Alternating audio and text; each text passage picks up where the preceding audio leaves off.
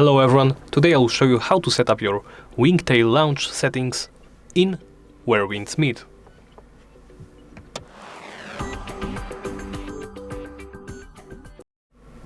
To begin, first open the menu. Do so by pressing this button right here in the top right corner, by pressing the escape key on your keyboard or the menu key on your controller.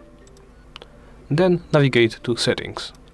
In Settings, go to the Other settings right here at the end and scroll down to Social Preferences. Wingtail Lounge Preference. That's it.